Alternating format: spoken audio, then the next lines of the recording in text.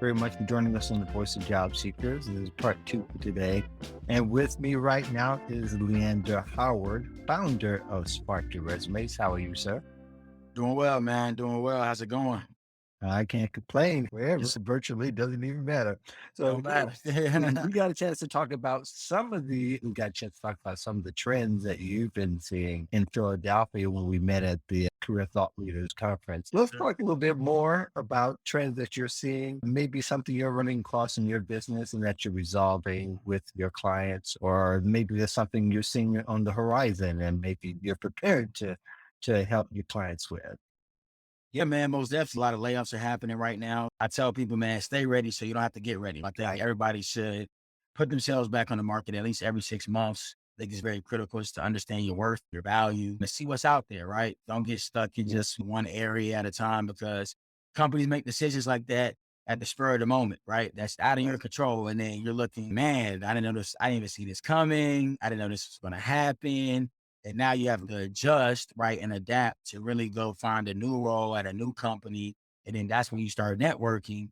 But then it's too late, right? When Right. you already building those relationships nonstop with people in your industry, people outside of your industry that can like and know and trust you over time. When things like this do happen, it's a lot easier for you to transition because you have something to fall back on. Yeah. I have a friend of mine, his name is Rich, and Rich knows who he is because he frequents LinkedIn. He might get a wind of this, but he's been sharing about how he's been reviving his track aspirations. And it takes a while for to get ready for a track, much less if you haven't done it for a few years. It's Right. the same way that job seekers are now, that some of them, they're just now saying after a few years, they're trying to get ready. It takes longer as opposed to if you're staying ready, if you're staying active, even if you don't completely engage a company, you're ready and you're ready to go with the market as opposed to getting ready for the market. I think that when it comes to job seeking, it's a job in itself. And that's one thing that we're doing at Spark Your Resume. We're really turning our business into more of the reverse recruiter. So we're actually Mhm. going to go look for the opportunities for you because people think that the resume, LinkedIn, and cover letter are going to get you hired when it's really the cherry on top. That's your Yeah, professional brand. That's to get right. people out, yeah, get visibility, gain It's marketing. credibility, right? It's marketing at the end of the day. But it's also another side of the job search that I think a lot of people underestimate is the actual searching, networking, booking calls, booking interviews, negotiating offers, right? That communication fee throughout the entire length of your job search, whether that be 30 days, 60 days, 90 days. Some people have been searching for a year, 6 months, but it shouldn't take that long if you actually have somebody that if you actually invest in yourself and get somebody that knows what they're doing, that can actually that has a network of recruiters and hiring managers in your desired industry and field to where they can help you and support you throughout that job search. So you're not searching for jobs 30, 40 hours a week. You have somebody doing that stuff for you.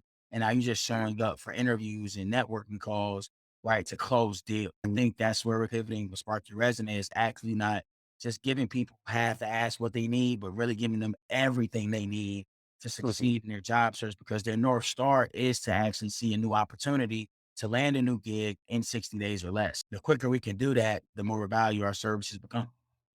Yeah. So I think overall, you're seeing what really has been happening for years that people are they're waking up to a new economy again, and Yep. they're waking up to new job search trends again, and they're looking to get started and they don't know where to start. And so instead of trying to do it themselves, they'll probably reach out to you or other resume writers and coaches and things to get things going a little bit faster.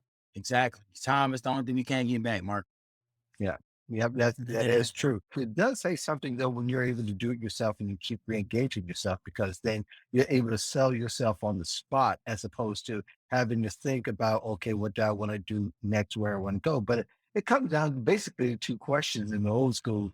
What do you want to do and where you want to do it? It's that simple. And I think a lot of times people want to make it more complicated than it actually is. I agree, man. I agree. Simplicity is everything, especially in a job search. I see a lot of people wanting to apply to 10 different roles. And I'm like, you need to niche down. You need to understand, maybe narrow it down to maybe two, maybe max three different position titles that you want to target. Mhm. Figure out your top 10 companies. Start there. Don't limit it to that. But I say start somewhere to where you're focused, you're dialed in, you know exactly what you want, you know exactly what you don't want, which is just as important as knowing what you do want. So where you're rejecting opportunities, saying different things that just don't align with your values and what you want to do in your career. So I think just narrowing down and pinpointing what you want to do, how you want to get there, and actually executing on it rather than being so broad and being open to anything, you'll see a lot more success in your job search because then you're having those natural conversations. You know what you're talking about, you know what to expect. You're talking to the people in your industry, you know the jargon, you know the language, right? It's just easier. It's more Yeah. natural instead of searching for things that really don't fit your criteria and that's out of your scope of work. It doesn't make sense. So dial in on the things that you really know you're good at and let everybody else do what they got to do to see the rest. Let it go. But focus on the things that you really want. And I think that's what we see our clients have success in is when they're dialed in, they're focused on one or two roles they want to apply to, and Mhm. they can reject anything else that's outside of that. And it's helped a lot. That's how we see results in 60 days. Like we're dialed in. We're not looking for everything. We're looking for a specific type of role, specific type of company, specific benefits, salary range, location, culture, values, all of that good stuff. So it helps a lot when you know exactly what you want. It just weeds out the things that So if people want to work more with you, like on you're delving into the recruiting side aspect, and I don't think there's any other way to put that. In a sense, how should they reach out to you, or what's your preferred method, or how should they engage you?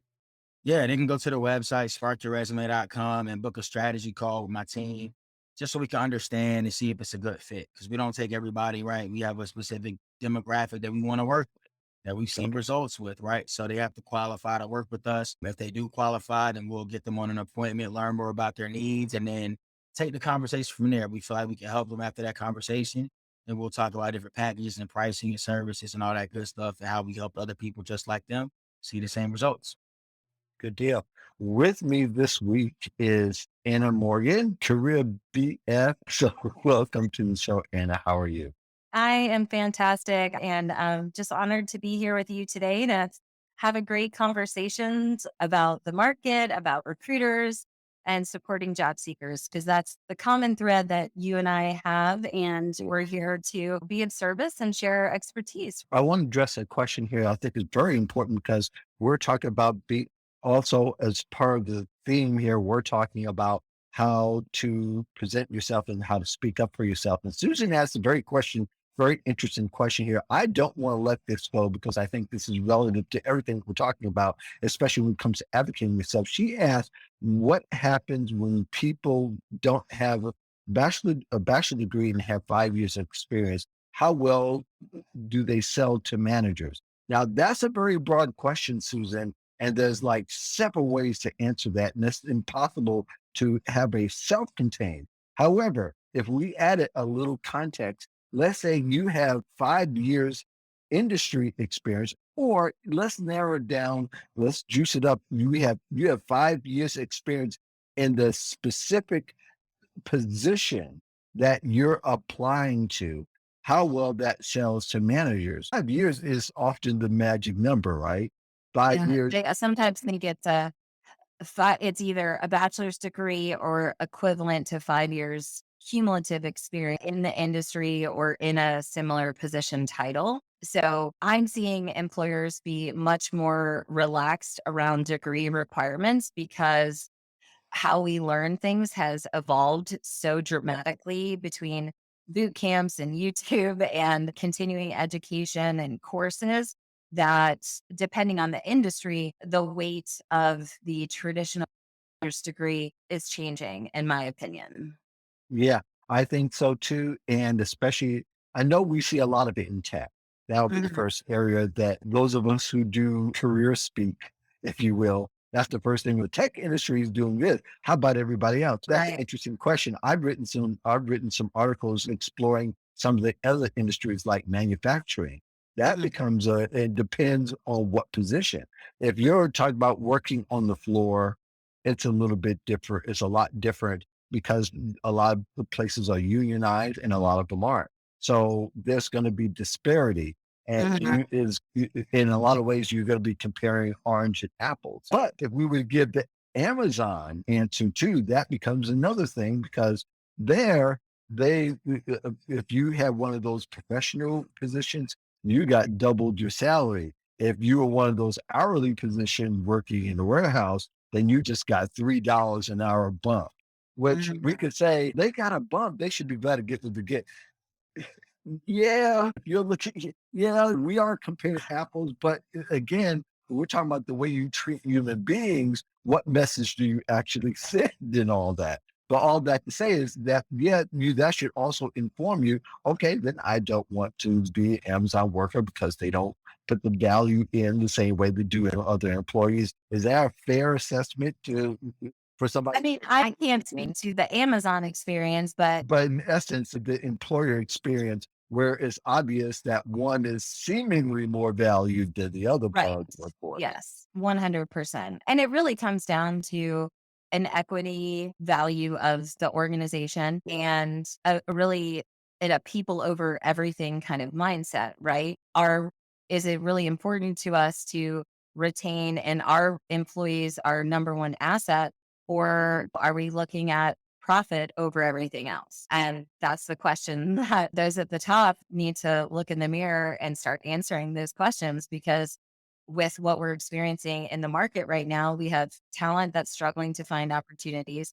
We have hiring managers that are whining and jumping up and down about why talent teams can't find talent. And there's this disconnect. And part of it comes down to even something like Susan said, how do we sell ourselves when core traditional job descriptions say one thing and it's all about telling your story, right? And Yeah. this is where the interview coaching comes into play.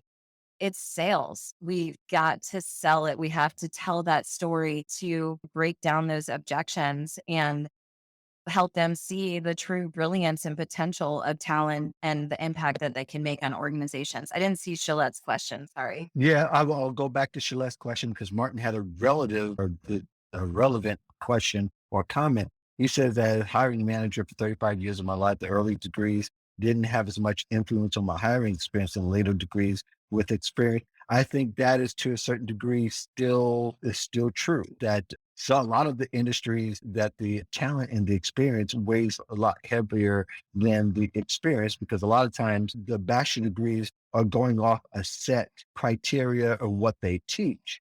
So they might be behind as far as when it comes to technology as a person, somebody who got the right specific certification for that particular job is going to be more relevant than the person who just got the 4-year degree. And the last thing they know is based on what the teacher knew 3 or 4 years ago, not what they know right now. So I think that disparity does Yeah. happen. So Martin, congratulations on your accomplishments. That speaks volumes and is a fantastic story to tell. And as a leader, just adding, that educational experience to your years of experience, hopefully is positioning you well to have some productive conversations. So congrats. absolutely.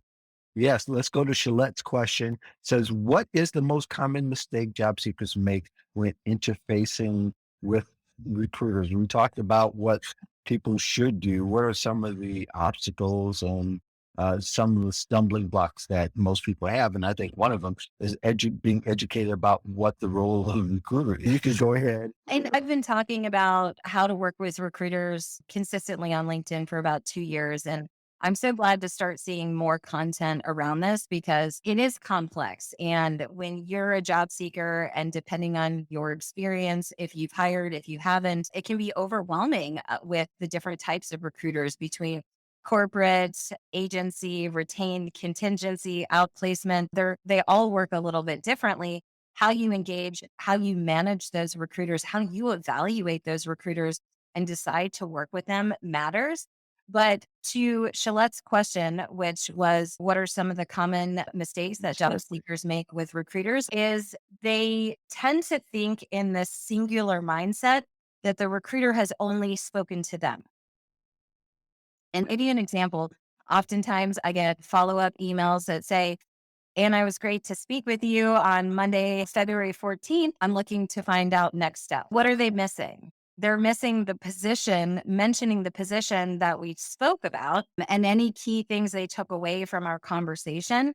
And that happens literally 3 to 5 times a week. Yeah. So if talent can just remind the recruiter when they spoke, what position they spoke about, reframing why they're interested, what they think they can bring to the table, and you're looking forward to hearing next steps. Or I remember based at the close of our call that you said I should expect to hear from so and on through the process.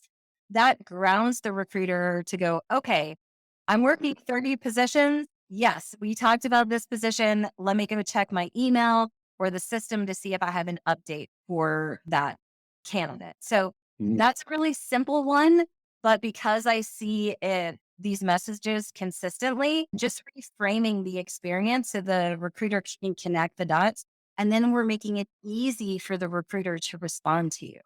And then Yeah. you're Now, also building that relationship.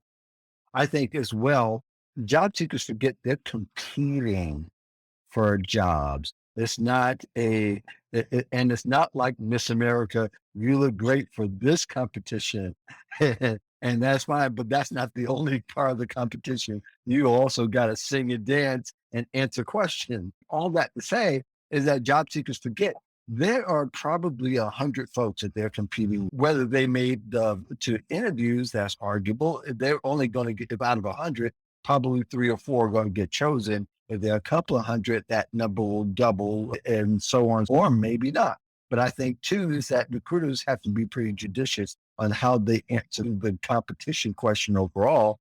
But I do think that if you understand the competition, which you can learn a lot on the LinkedIn about, is that you'll be better prepared on what you need to bring to the party and how much you really need to step up your game for is what's worthy of presenting yourself in that position anyway. Yeah, 100%, Martin. The devil's in the details, right? Yeah. And I think also going back to it's the communication style. And then I think a lot of job seekers have experiences with recruiters that almost feel like an automated attendant where like press 1 to talk about this opportunity, press 3 to explain your past 3 years of experience.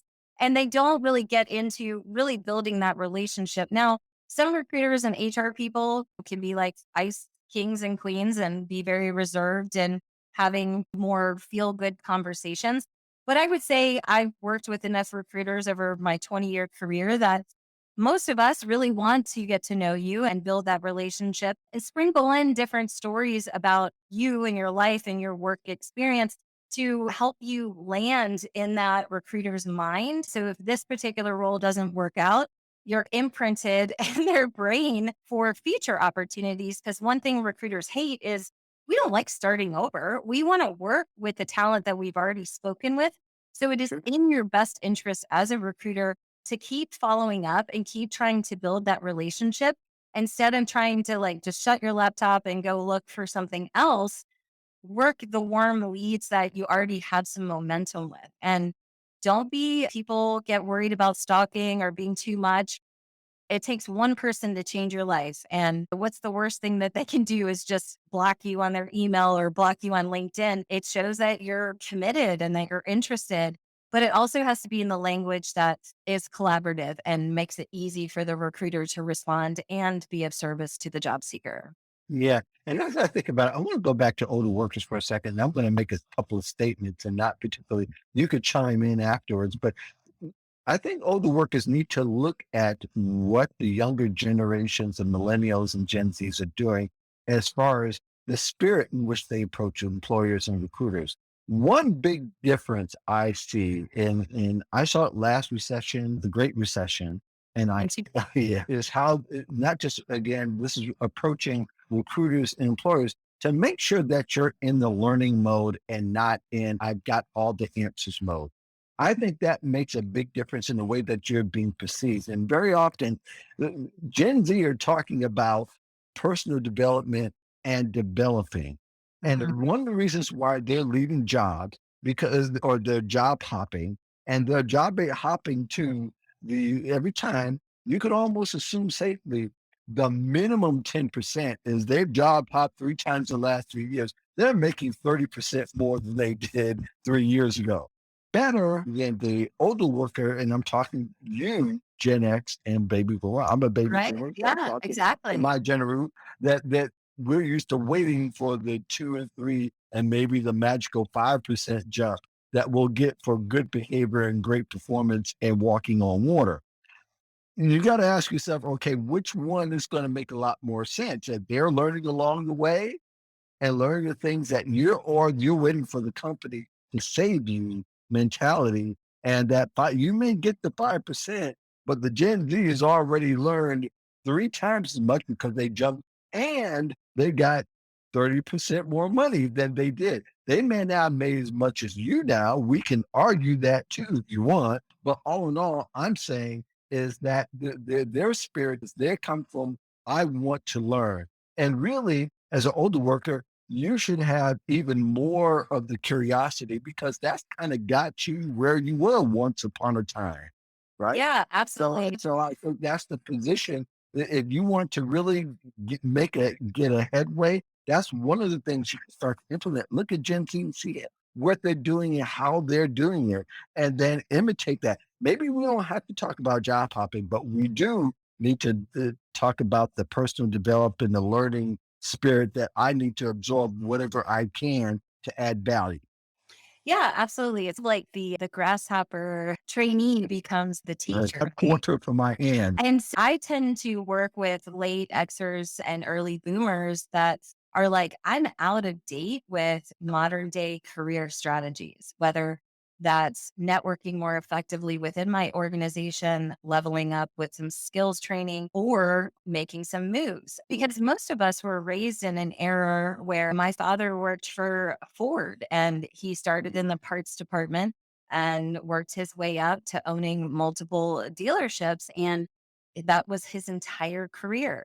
My grandfather started out of the military, out of the University of Michigan to work with Life of Georgia, and he was there his entire career. We have been conditioned in this mindset that it's loyalty, it's stability. We're going to be rewarded if we stick around. I think this pandemic has lit a little fire under some of the more experienced professionals to say, okay, one, I realized that I need to build my personal brand and build my LinkedIn visibility a little bit better because also it's not a matter of if, it's a matter of when the rug gets Right. pulled out from underneath us, right? And we always need to be consistently leveling up those skills so that we have options if we need them.